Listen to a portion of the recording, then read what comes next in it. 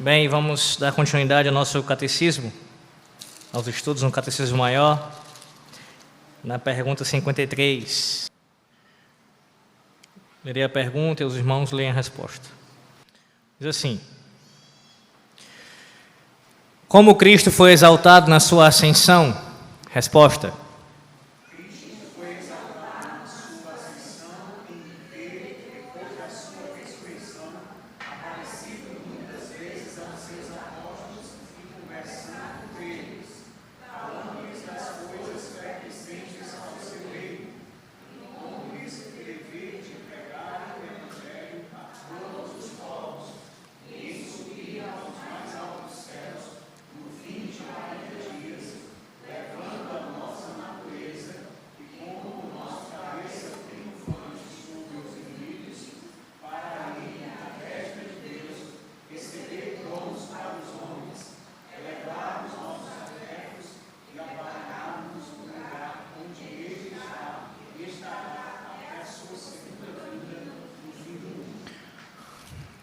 Senhor nosso Deus, nós te pedimos iluminação mais uma vez e que o Senhor nos dê a graça de aprendermos mais do Senhor nessa noite.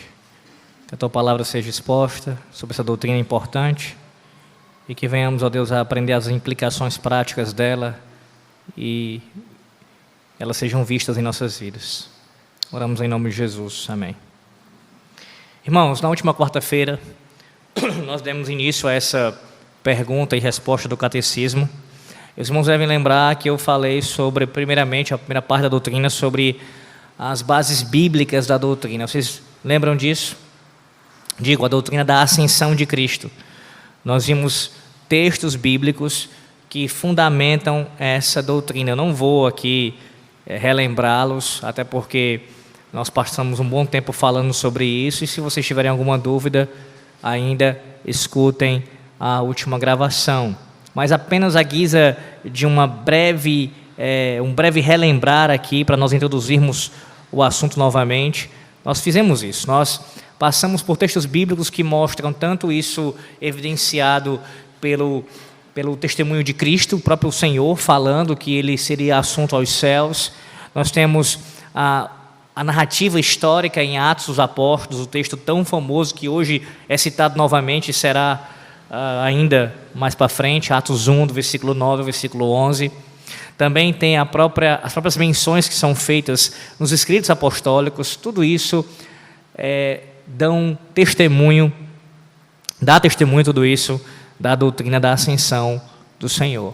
Além disso, nós também vimos que é um argumento tolo afirmar, como alguns tendem a ter esse tipo de concepção, que o céu não é um lugar, mas simplesmente uma condição.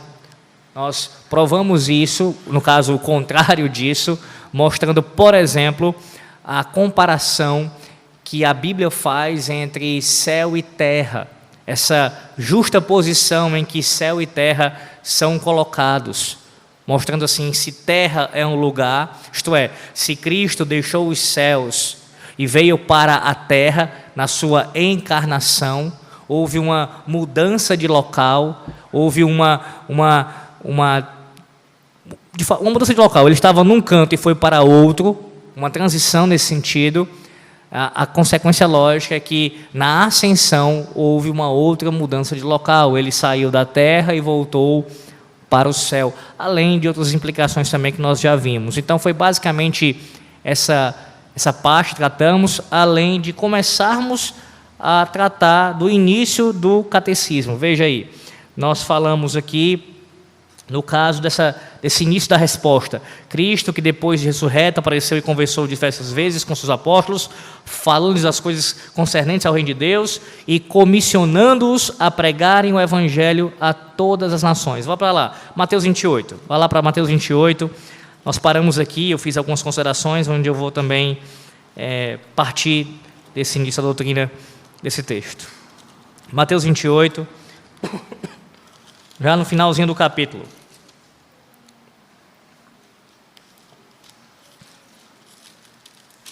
Mateus 28, a partir do versículo 18. Mais algumas considerações aqui, veja. Mateus 28, 18. Jesus, aproximando-se, falou-lhes, dizendo: toda a autoridade que me foi dada no céu, toda a autoridade me foi dada no céu e na terra. Lembram do significado dessa passagem? Já expliquei aqui que isso não significa dizer que o Senhor não era na condição de Deus que ele sempre foi, não tinha autoridade sobre todas as coisas. É claro que ele tinha.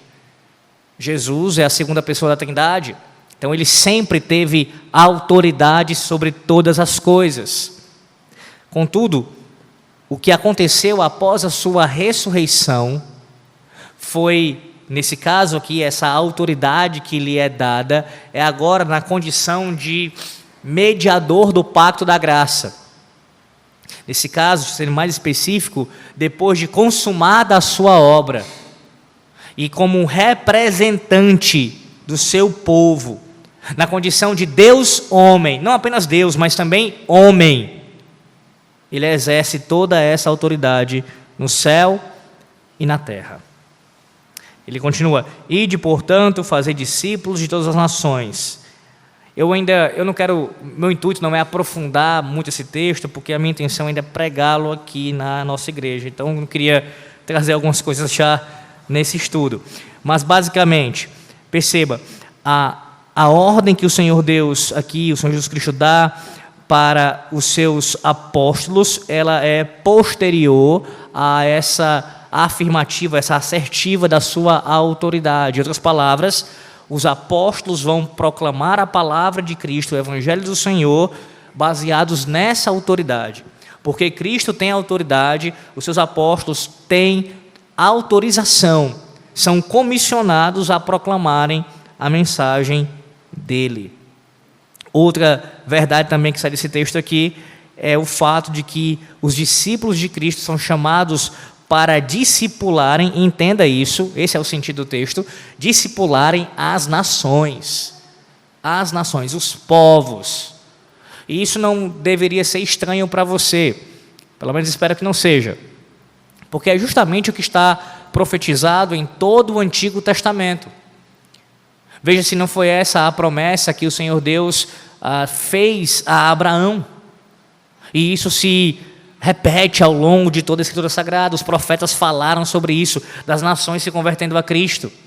Os salmos que cantamos aqui declaram também a mesma verdade. Nações são convertidas ao Messias. Portanto, aqui Cristo está dando uma ordem baseada na sua autoridade, e já nós temos visto um cumprimento das promessas pactuais de Deus desde a antiga aliança. Agora, na nova aliança, isso sendo visto ainda mais claramente. Deixa eu ser mais ainda preciso na minha fala aqui. Quando os apóstolos começaram a proclamar o Evangelho após a ordem de Cristo, o seu sair em proclamação do Evangelho, especialmente Paulo e outros que foram para outras regiões, eles estavam cumprindo exatamente o que Cristo falou, sim, e o que estava profetizado desde o Antigo Testamento. É assim que você tem que ver. Você tem que olhar para a história da igreja de uma maneira bem abrangente, universal. A gente tem uma tendência de olhar para a igreja, muitas vezes, como se fosse apenas local. Até já dei esses exemplos, né, esse tipo de exemplo. Há pessoas que simplesmente se referem à história da igreja como se fosse a partir do momento da conversão delas. A história da igreja começou quando eu passei a ser crente, ou quando tal denominação começou a existir. Olhe de maneira global, de maneira universal para a história da igreja. Para ser mais preciso ainda com essa fala, olhe para desde o Gênesis, quando o Senhor deu a promessa, fez a promessa ali após a queda do homem, que a semente da mulher esmagaria, os descendentes dela esmagaria a cabeça da serpente. Ou seja, aquela luta que travamos até o dia de hoje entre as duas sementes.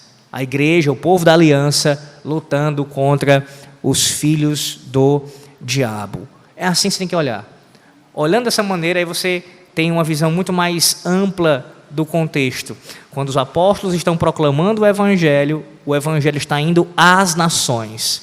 Logo, desde a pregação apostólica, o Evangelho de Cristo está indo às nações, desde aquela época.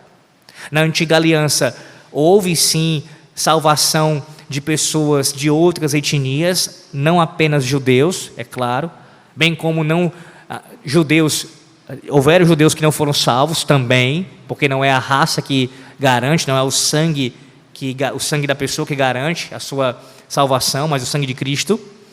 Mas é na nova aliança que isso acontece de uma maneira singular, muito mais abrangente, muito mais poderosa, o avanço do Evangelho, do Reino de Deus aos povos. E é aqui, nessa ordem do Senhor, que isso começa a ter uma dimensão global.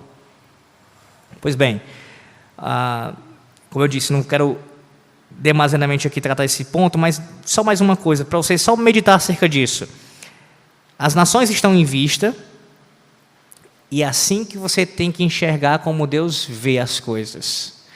Povos devem se render a Ele e devem ser discipulados como discípulos do seu Filho. E num povo, numa nação, não há somente adultos. Ou há? A não ser que tenha acontecido algum tipo de hecatombe, uma dizimação de crianças. Se não, o normal, o comum é que numa nação existam tanto adultos quanto crianças. As nações são discipuladas, adultos e crianças. Adultos vêm a Cristo através do Evangelho, e quando vêm a Cristo, eles vêm com as suas casas. A não ser que sejam negligentes e não façam o seu trabalho, digam, a minha fé é individual, mas qual é o pai e a mãe zelosa que vai fazer isso voluntariamente? É claro que não. Conduzirá a sua casa também a Cristo. Então, as nações são discipuladas a Cristo, todos os povos, adultos e crianças, batizando-os em nome do Pai, do Filho e do Espírito Santo. E aqui vem algo importantíssimo, que eu pretendo tratar quando vamos falar de sacramentos, mais para frente, vai demorar um tempo ainda para chegar lá, que é o seguinte, eu falei na última doutrina, que essa ordem de Cristo, que é muito mal interpretada, como se referisse a todos os crentes individualmente. O Senhor ordenou o ID, né, o tão famoso ID, então todo crente tem que ir ali como o Senhor ordenou. Não é esse o sentido do texto, não é esse o sentido do texto. O Senhor está falando aqui para os seus apóstolos. Os apóstolos devem cumprir essa ordem de Cristo. E, posteriormente, aqueles que Deus comissiona, não da mesma natureza que os apóstolos, quanto a escrever algo inspirado, a fazerem prodígios e maravilhas, não. Mas na condição de ministros, à semelhança dos apóstolos, estes aqui são comissionados por Deus para proclamar a sua palavra, aqui e além mar. Mas, Alex, significa dizer, então, que não há aplicações para os crentes, de forma geral, nesse texto? Ora, se você pensar dessa maneira, se você raciocinar assim, é um argumento falacioso. Por quê? Porque todo o texto bíblico tem aplicações para todos os crentes, não apenas para ministros. Pense, por exemplo, nos textos bíblicos que falam, se referindo a ministros. As cartas do apóstolo Paulo a Timóteo, a primeira e a segunda, ou a carta dele a Tito, ou pense nos textos do Antigo Testamento que falam dos sacerdotes. Quer dizer, então, que apenas os pastores, os futuros pastores, podem ler esses textos e podem tirar implicações práticas para as suas vidas? É claro que não. Há também implicações práticas para os crentes, e não é diferente aqui. Se nesse sentido, somente, como eu mencionei, os pastores devem cumprir o ID, nesse sentido de serem aqueles que são levantados por Deus para proclamarem a palavra do Senhor, inclusive às nações, os crentes estão envolvidos, de forma geral, sim, em missões. Ou você não lembra que eu destaquei aqui na última quarta-feira? Você se envolve orando por eles. Não é o que o Senhor ensina em Mateus capítulo 9? No final do capítulo 9 de Mateus, o Senhor diz para que orássemos pelos trabalhadores para que o Senhor Deus enviasse trabalhadores para a sua seara. Então você se envolve sim orando, você se envolve sim sustentando essa obra financeiramente, e também evangelizando, falando de Cristo, falando do seu evangelho a todos quantos você tem oportunidade. Você fala de Jesus, você deve falar de Jesus, evangelizar sim como um crente. Mas nesse sentido aqui, em que o texto aborda, quanto a ir às nações, a fazer os discípulos, a estar à frente dessa obra, a proclamar publicamente, são aqueles que Cristo comissionou para assim procederem. E olha a importância de entendermos o texto dessa maneira. Porque nesse texto, ele menciona o batismo.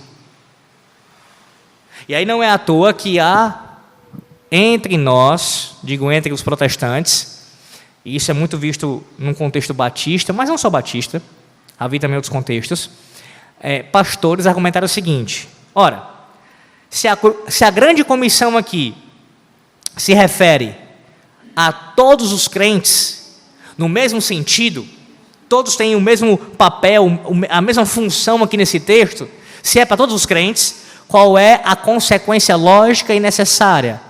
Logo, todos os crentes podem batizar em nome do Pai, do Filho e do Espírito Santo.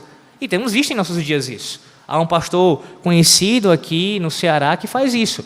Ele, durante o momento que chega o batismo na sua igreja, as pessoas que supostamente foram as discipuladoras daqueles que irão fazer a profissão pública de fé, elas são as responsáveis por entrar no tanque batismal, descer as águas com aquela pessoa ali e batizá-la. E sim, há mulheres envolvidas nesse trabalho. Por quê? Porque o ID é para todos. Nesse sentido, bastante inclusivo. Não cremos nisso, irmãos. Não cremos nisso. Alex, mas argumente mais sobre a questão do batismo ser feito apenas pelo ministro da Palavra dos Sacramentos. Quando chegarmos a esse assunto, falaremos sobre isso. Veja, e aqui, por que eu estou citando todo esse texto? Esse texto é importantíssimo, porque ele está assim atrelado à doutrina da ascensão do Senhor.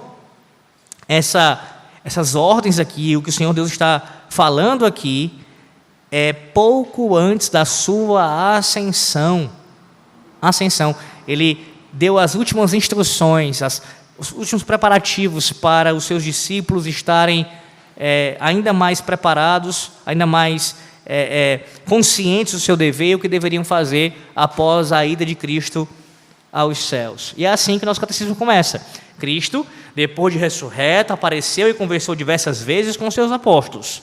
Veja como o catecismo frisa isso. Com os seus apóstolos, falando-lhes das coisas concernentes ao reino de Deus e comissionando-os, quem? Os apóstolos, a pregarem o evangelho a todas as nações. E aí vem, foi exaltado na sua ascensão, quando ele, em nossa natureza e como nosso cabeça triunfante sobre os inimigos, após 40 dias da sua ressurreição, ascendeu visivelmente aos mais altos céus. Até aqui.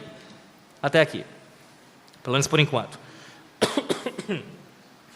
Outra coisa que eu quero destacar, não sei se eu falei isso na quarta passada, mas se falei vai ser importante repetir, que é o seguinte: eu não acabei não ouvindo o meu áudio novamente, não tive tempo para fazer isso. Então não consigo lembrar agora se eu citei isso. Pois bem, é importante frisarmos que quando Cristo ele sobe aos céus, ele é assunto aos céus, em Atos capítulo 1, versículo 9 ao 11, ele está fazendo isso com a sua natureza humana. O Senhor se encontra, divina e humana, claro, né? Não perca isso de vista, as duas unidas. O Senhor, quando foi assunto aos céus, ele não foi assunto num estado incorpóreo, invisível, não palpável, não. Ele morre, desde a sua encarnação, deixa eu colocar melhor, desde a sua encarnação, desde quando houve a concepção no ventre de Maria, por obra e poder do Espírito Santo, desde a sua encarnação, até os dias de hoje e para todo sempre, ele permanece Deus homem. Deus homem. Nunca houve uma mudança quanto a isso. Não houve. Quando ele encarnou, passou até a natureza humana e permanece com essa natureza humana. Ele não deixou de ter no ato da morte, na ressurreição, na ascensão. Não, ele permanece Deus homem. Então, a natureza humana de Cristo deixou, entenda que eu estou frisando a humana aqui, mas não esqueça da divina. Ela deixou a terra e subiu aos céus. Ele subiu aos céus como Deus homem. E aí podemos falar com toda tranquilidade que sim, desde a ascensão, há um homem nos céus. Eu estou falando aqui de corpo e alma, Porque naqueles que morrem com Cristo, desde a antiga aliança, que morreram crendo no Messias, de fato, há homens no céu, na presença de Deus, mas apenas as suas almas. Os seus corpos permanecem na sepultura. O Senhor não. O Senhor Jesus Cristo, Ele adentrou os céus, os portões celestiais. Quando eu cheguei, os irmãos estavam cantando no Salmo 24, se não estiver enganado. Pois bem, esse é o vislumbre. O Rei da Glória adentrando os portões celestiais como Deus, homem vitorioso sobre a morte. Há um homem nos céus. Vai falar. Quanto à questão de Enoque e Elias, a condição deles, que eles foram assuntos aos céus sem passar pela morte. Aí, no caso, como conciliar essa questão? Assim, como está, acho que a Escritura não fala. Não fala. Isso, né? Como a convivência, né, desses homens, porque eram pecadores. O que não aconteceu com eles, o que não aconteceu com eles foi eles experimentarem a morte. Em que sentido?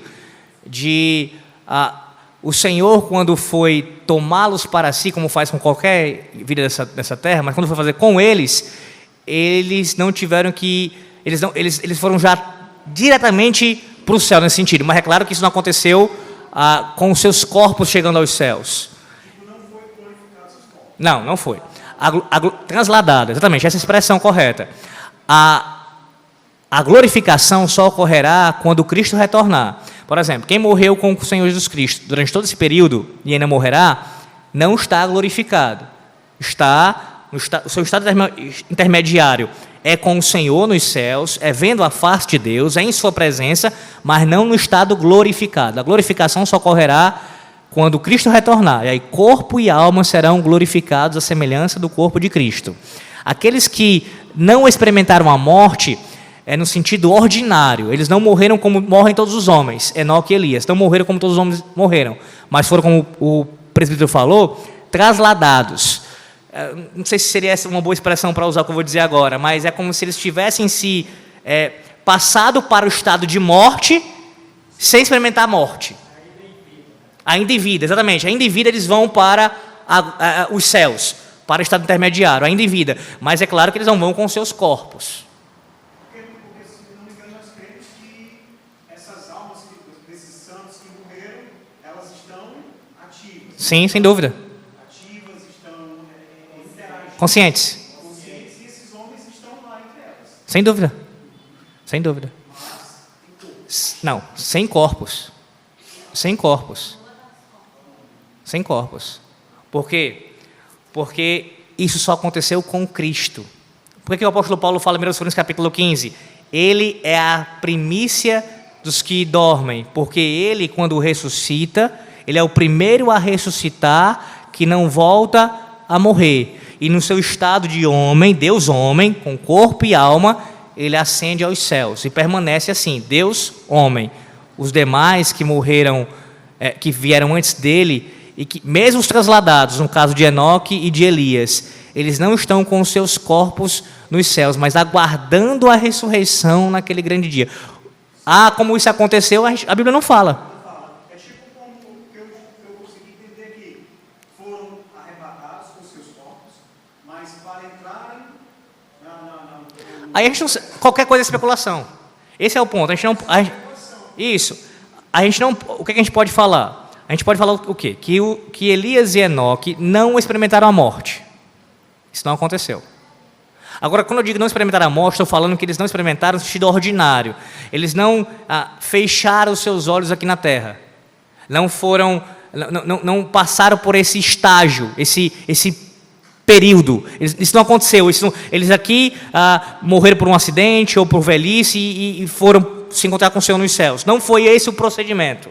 Não foi essa a transição, não foi por meio disso que isso aconteceu. Mas é claro que eles, quando são arrebatados ou trasladados pelo Senhor, isso ocorre de uma forma misteriosa, que não sabemos como, mas que sim, coloca-os na presença de Deus sem os seus corpos. A gente não pode afirmar de forma alguma que eles estão com seus corpos nos céus, porque isso tira já algo que a ascensão, e não só a ascensão, a obra de Cristo contempla. Só o Senhor se encontra nesse estado de corpo e alma nos céus. Todos os outros, na antiga ou na nova aliança, que foram aos céus, não foram em corpo. Até porque o corpo está contaminado pelo pecado. Exato, também. Não, a alma também, né? A alma também. Só que a alma, como nós cremos, ela é imediatamente, plenamente santificada ao entrar nos céus. Isso acontece. Porque assim, o que é a morte? A morte é a separação entre corpo e alma. Isso acontece. Com esses homens, o processo foi diferente nesse arrebatar. Por quê? Aí a gente vai ter que entrar em outras questões. Mas, por exemplo, tentando simplificar isso. Quando eu falar de estado intermediário, eu posso falar um pouco melhor. Mas, basicamente, seria o quê? O Senhor fez isso de forma extraordinária para trazer alguns ensinos. Dentre eles, ora, o Senhor é aquele, no caso desses homens que Elias e Enoque, com eles ele fez isso, mostrar que se Ele quiser, Ele pode sim poupar alguém desse tipo de coisa, desse tipo de morte. Uma situação extraordinária pode acontecer. Se o Senhor soberanamente agir, Ele pode fazer isso. Mas não apenas isso, está me faltando a palavra. Seria o seguinte, quando o Senhor Jesus Cristo voltar em glória, haverá uma transformação de quem? Primeiro os que estão mortos, eles serão ressuscitados, alma e corpo reunidos, se encontrarão com Cristo nos céus. Os que estiverem vivos serão transformados, glorificados. Pronto. O que aconteceu com Enoque e com Elias seria um vislumbre, eu não estou dizendo que é exatamente a mesma coisa, um vislumbre do que vai acontecer quando estiverem vivos na volta de Cristo. Uma transformação em corpo de glória. Mas eu não creio, porque não há base bíblica para isso, e isso, como eu falei, atacaria o próprio o que o Cristo fez, colocaria outros homens antes dele com corpos nos céus, que eles foram transformados em seu corpo e estão com seus corpos nos céus. Não creio nisso. Como isso se deu, não sabemos. Qualquer coisa além disso é especulação. Mas houve uma transladação, sem sombra de dúvida. Bem, continuando aqui. Para falar. Como? Isso, exatamente. A encarnação, né? A encarnação é um mistério também. Há muitas coisas na teologia que são misteriosas, muitas coisas. A própria Santíssima Trindade, a revelação nos dá até certo ponto. De fato, o Senhor Jesus Cristo, segunda pessoa da Trindade, Deus eterno, Ele encarnou. Ele assumiu uma segunda natureza humana, perfeita, corpo e alma, nada faltando. Mas ele não era pecador. Isso é um entendimento errado do que é ser homem. O homem, a natureza humana não é somente humana se for pecador, é claro que não. O pecado não é intrínseco à natureza humana. O pecado é algo que acontece depois do homem ter sido criado. Pois bem, Cristo é perfeitamente homem. Ele passou sim a ter essa natureza na sua encarnação, corpo e alma. Como é, então, que ele permaneceu sendo Deus e homem ao mesmo tempo, de tal forma que as duas naturezas elas não se confundem, elas não se misturam, elas não degradeiam, não acontece nada, mas perfeitamente harmônicas, permanecem habitando num único ser? Mistério. Foi assim que sempre a igreja se posicionou historicamente, nos seus credos. Nós professamos essa fé. Nós cremos que Ele é Deus e homem ao mesmo tempo. Ele tem a natureza divina desde toda a eternidade e Ele tem a natureza humana desde a sua encarnação. Mas como essa relação se dá exatamente nas suas minúcias, nós não sabemos. Nós temos só o que Deus nos revelou na sua palavra. Assim também é com relação a essa transladação. Esses homens, eles foram elevados aos céus, como vislumbre do que Deus fará nos últimos dias, do último dia.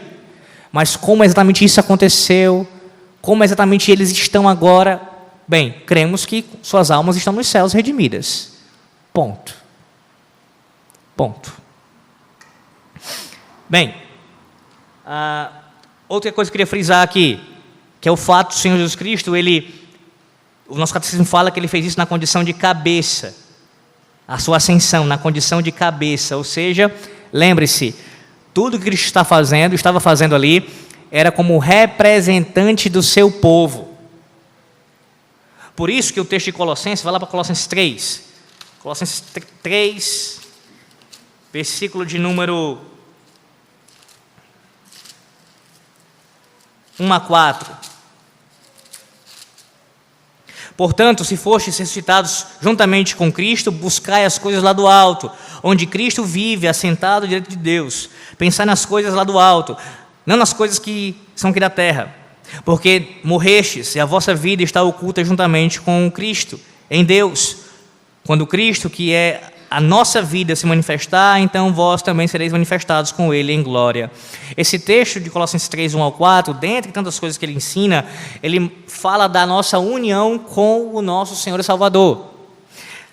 É porque nós estamos unidos a Cristo que nós podemos sim afirmar de maneira categórica que tudo que Cristo fez, Ele fez em nosso lugar. Ele fez na condição de nosso representante. Então sim, Cristo morreu, nós morremos com Cristo. Cristo ressuscitou, nós ressuscitamos com Cristo. Cristo ascendeu aos céus, nós ascendemos aos céus com Cristo. Cristo está nos céus agora, reinando. Nós reinamos com Cristo. Ele é o nosso representante, é o nosso cabeça.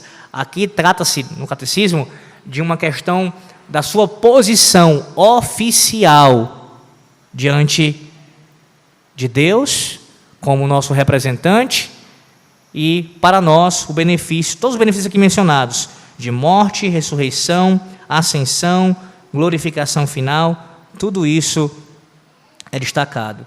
Bem, outra coisa que eu queria também mencionar é que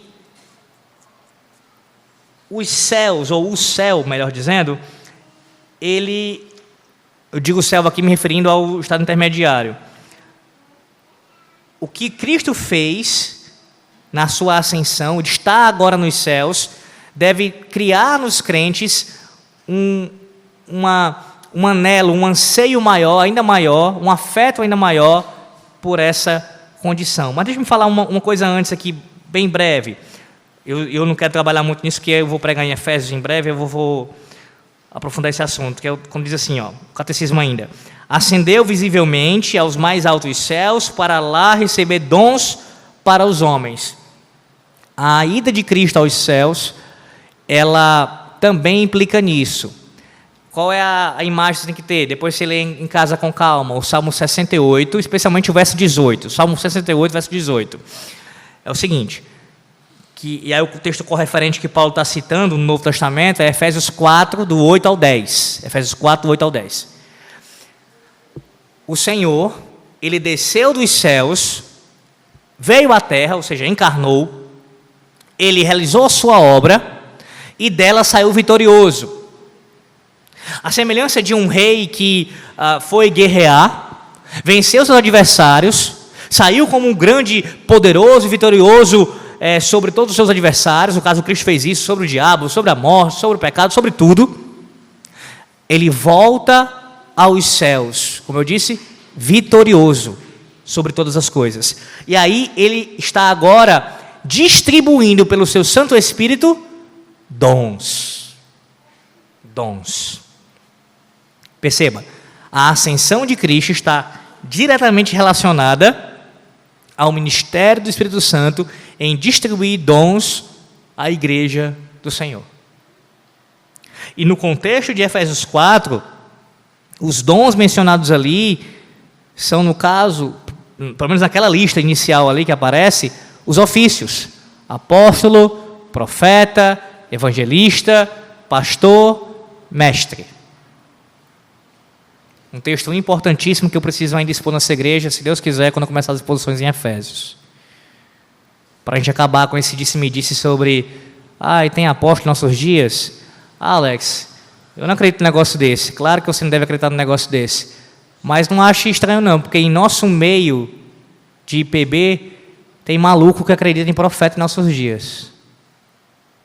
Então é bom a gente explicar bem isso daí, quando a gente tratar desse texto. A sequência do texto diz o seguinte, versículo 12 de Efésios 4, que ele deu esses dons, esses ofícios, assim como outros que aparecem em Romanos, as listas, em Coríntios, visando o aperfeiçoamento dos santos. Logo, quando Cristo dá os dons através do seu Santo Espírito para a sua igreja, tem um propósito: aperfeiçoar os crentes na fé. Então, os dons que você recebeu e você tem, se você é um cristão, você tem dons do Espírito Santo, visa o aperfeiçoamento do corpo de Cristo. É para a edificação do próximo. E a gente mutuamente se edifica para a glória de Deus. Veja uma das implicações terríveis, desastrosas, que traz aqueles que querem viver de maneira isolada, sem ser vivendo na igreja.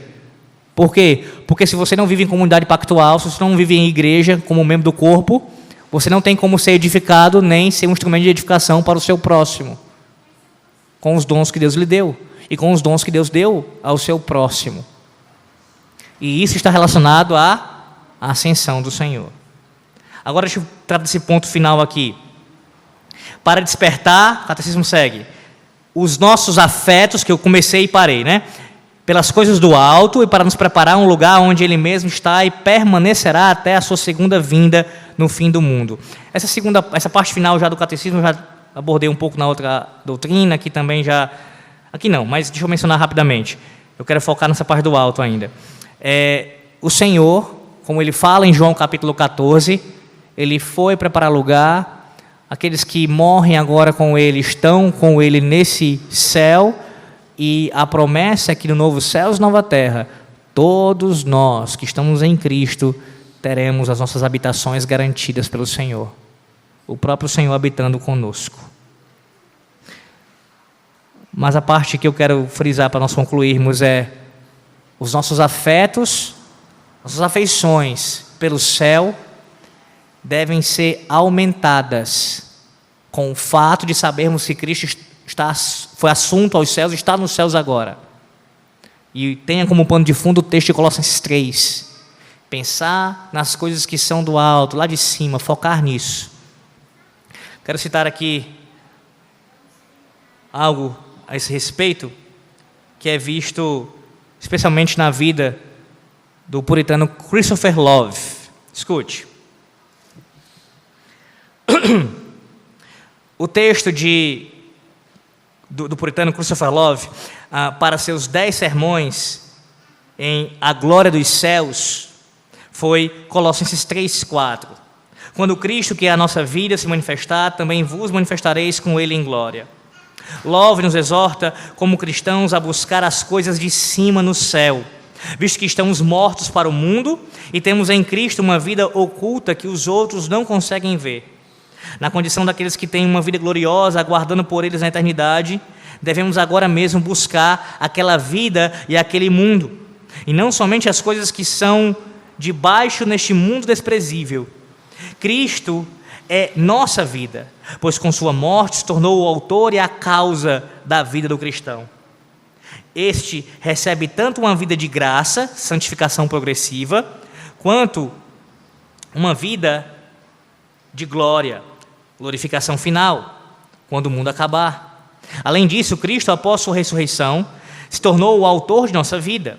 Espiritualmente, mediante a pregação do Evangelho, também se tornará esse autor gloriosamente por ocasião da sua segunda vinda. Por nós, essa vida é crescimento e perfeição, tanto no anseio por Deus quanto no ódio ao pecado.